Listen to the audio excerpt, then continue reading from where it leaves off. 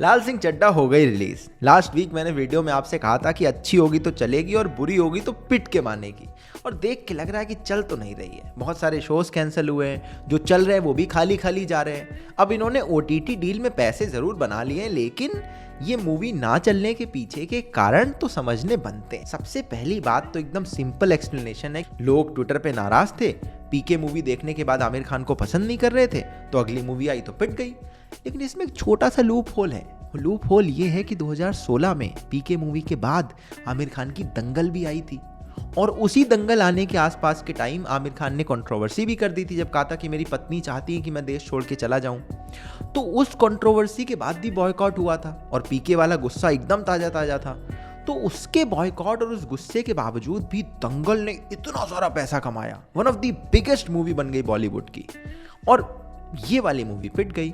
तो ऐसा लगता है कि कहीं ना कहीं एक कंटिन्यूटी एरर है इस पूरे लॉजिक में। इसमें एडिशनल आर्ग्यूमेंट ये भी हो सकता है कि नहीं, पीके अकेला रीजन नहीं है। 2020 के बाद से और ज्यादा बॉलीवुड के अगेंस्ट लोग नाराज हुए हैं और ऑनलाइन खूब ट्रेंड चलते हैं। मैं मानता हूं कि ऑनलाइन ट्रेंड चलते हैं, उसका असर भी होता होगा, बट ऑनलाइन जो पॉपुलेशन भारत के अंदर है, खासकर ट्विटर जैसे प्लेटफॉर्म पे, वो बहुत छोटा नंबर है। उस छोटे नंबर की वजह से इतना बड़ा डिसीजन इम्पैक्ट होना थोड़ा सा मुश्किल है। तो इसका मतलब इस मूवी के पिटने के पीछे और भी रीजंस होंगे, तो उस पर जरा सोचते हैं, थोड़ा एक्सप्लोर करते हैं। पहली चीज मुझे लगती है वो ये कि अमेरिकन मूवी फॉरेस्ट गंप को जब एज इट इज कॉपी कर दिया गया है, वो कॉन्सेप्ट ही लोगों को पसंद नहीं आया, बिकॉज वो बड़ा अमेरिकन सा कॉन्सेप्ट था यार। वहां पर एल्विस प्रेस्ले था, उसको डायरेक्टली शाहरुख खान से रिप्लेस कर दिया है। वहां पे कैनेडी थे, उनको डायरेक्टली इंदिरा गांधी से रिप्लेस कर दिया। बट जो इवेंट्स हैं उनको बड़ा सिमिलर, एकदम सिमिलरिटी रखी गई है, और वो ट्रेलर में भी दिख रहा था। और ट्रेलर जनरली मूवीज के काफी अलग होते हैं, बड़े सेंटिमेंटल से, बड़े अटैच करने वाले, क्योंकि इस स्टोरी का फ्लो और बेस एक अमेरिकन स्टोरी से इंस्पायर्ड है।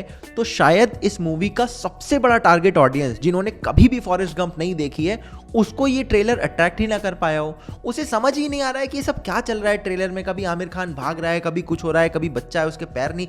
हम नहीं देखेंगे यार, हम कोई बढ़िया मूवी आएगी वो देखने जाएंगे। May be that can be a reason.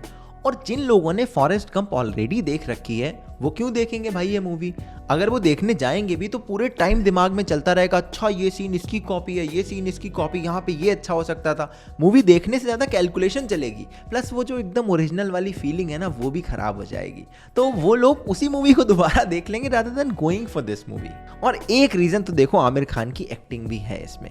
ये पता नहीं कौन सा नया फॉर्मूला बड़ी बड़ी आंखें करने वाला आ गया है, जो धूम 3 में अपने भाई का कैरेक्टर इन्होंने प्ले करा, पीके में प्ले करा, यहाँ पर भी ये बड़ी आंखें करके जो एक्टिंग करने वाला फॉर्मूला है, ये 5-10 मिनट के लिए तो ठीक है, उसके बाद बड़ा इनकन्वीनियंट लगता है, देखने में मजा नहीं आता है, और इससे कोई इमोशन कैरी नहीं होता, कोई इमोशन आगे निकल के नहीं आता। थोड़े टाइम बाद ना देखने में ये भी लगने लगता है कि बड़ा फोर्स्ड एक कोई एक्सप्रेशन देने की कोशिश की जा रही है, जो सही बताऊं काफी इरिटेटिंग लगता है after some time you start watching it. तो वो भी एक आई थिंक बहुत बड़ा रीजन है, क्योंकि कंपैरिजन भी तो टॉम हैंक्स से हो रहा है ना। टॉम हैंक्स की एक्टिंग और इस एक्टिंग को जब अगल बगल रख के देखो तो समझ ही में नहीं आता है कि यहाँ पे क्या करने की कोशिश है। और ओवरऑल मूवी में भी कुछ ऐसा ऐड नहीं किया गया है। जो वहां पर कैरेक्टर थे, जैसे एल्विस प्रेस्ले की जगह यहाँ शाहरुख खान हो गया है, वहाँ कैनेडी की जगह यहाँ इंदिरा गांधी हो गई है, लेकिन इवेंट्स और कैरेक्टर्स को ऐसा सिमिलर रख के फ्लो बनाने की कोशिश करी गई है कि सुपर इम्पोज किया जा सके इन सीन्स को।